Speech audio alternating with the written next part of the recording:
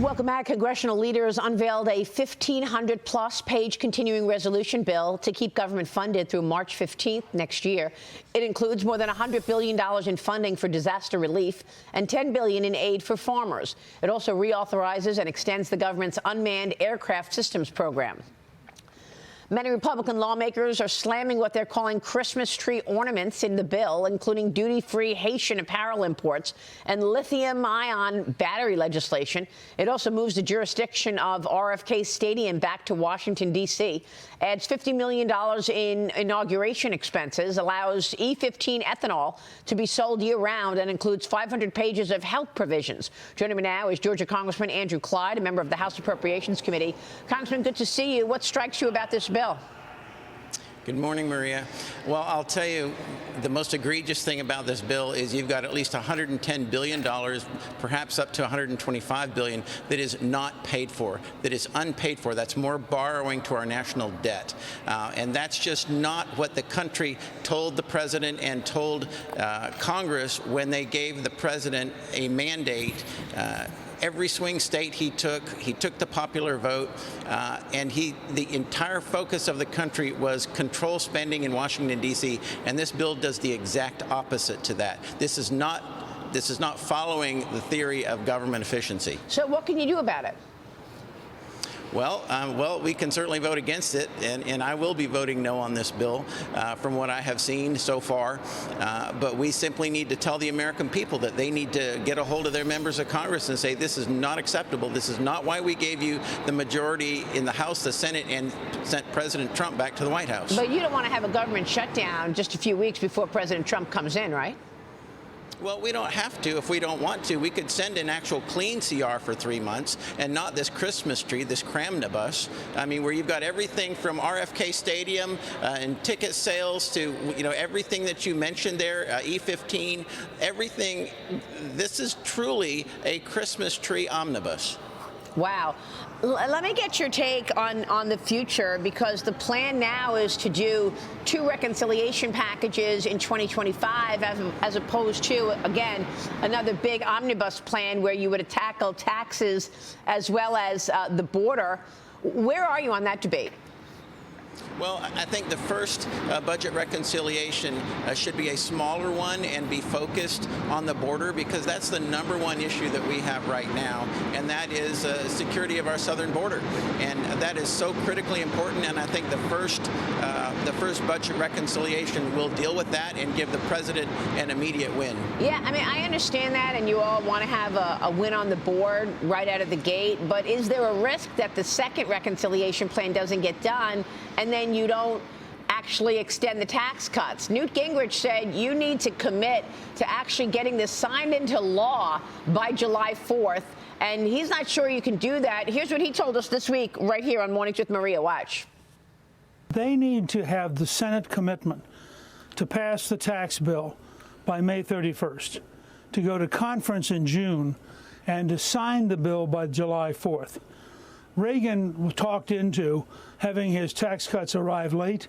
We lost 26 seats in 1982. President Trump was talked into taking up a bunch of other stuff, didn't get his tax bill until late. They lost 40 seats in 2018. Keeping the House is the biggest single challenge for the Trump administration. So if you work back from keeping the House, you have to have the tax cut bill and the deregulation bill signed into law by the 4th of July, so it's affecting the economy so well and so powerfully that people are really happy in 2026. So what about that, Congressman? Will you be able to do that? Will you be able to do a small border bill like you said you wanted, to get a win on the board early on before the president's first 100 days is up, and then come back at it and have something signed into law on extending the tax cuts by the middle of the year, July 4th? I think that's a great plan. I think Newt is spot on in what he said. I think that first win needs to be chalked up very, very quickly, but then we need to immediately go back into the second budget reconciliation, where the Senate then comes on board, the House comes on board, and we pass tax reform, extend the president's Tax Cuts and Jobs Act, I think that is absolutely the plan that needs to be put forward and executed by Congress. Well, I mean, what about this fact that you don't have the offsets in this current continuing resolution to hold the government open beyond Friday? I mean, you said it's not very Doge. The House Doge caucus held their first meeting yesterday. More than 60 members of Congress attended, including 3 Democrats. Senate Doge Caucus co-founder James Lankford also introduced 2 bills to cut government waste, one addressing unemployment fraud, the other extending the statute of limitations to prosecute COVID-19 recovery fund fraud. Congressman, I know you've got a bill which would allow the president to cut any amount of funding from any program without congressional approval. Right now, the federal government has to spend the full amount of money allocated by Congress every year. Tell us more about this and how you think this actually could be positive in terms of cutting waste. Well, the power of impoundment has been a presidential authority literally for the first 2 centuries, 200 years of our country. And then in 1974, Congress passed the Impoundment Control Act, which seriously limited the president's ability to cut spending. Or, I mean, think of it like this, Maria. If Congress appropriates $10 million for a specific program, and then the president can accomplish that program with $7 million and save $3 million of it, save 30%, shouldn't he have the authority to do that? Well, actually, he does have the authority under the Constitution to do that.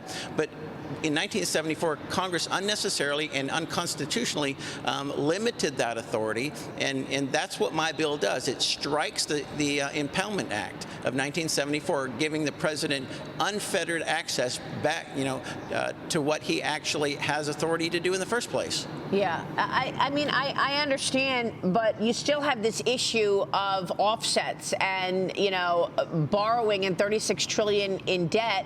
What's the plan there to address that come 25?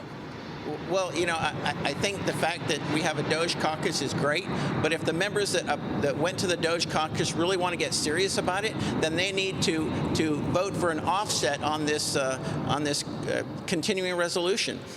Because without an offset, we're going right back to the standard swamp procedures that Congress is famous for. And that's not why the American people gave a mandate to President Trump and literally gave us back the majority, and we took the Senate.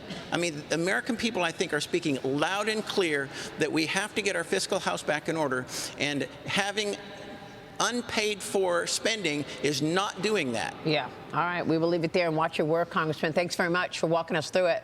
Andrew Clyde joining us this morning in D.C. Thank you, sir.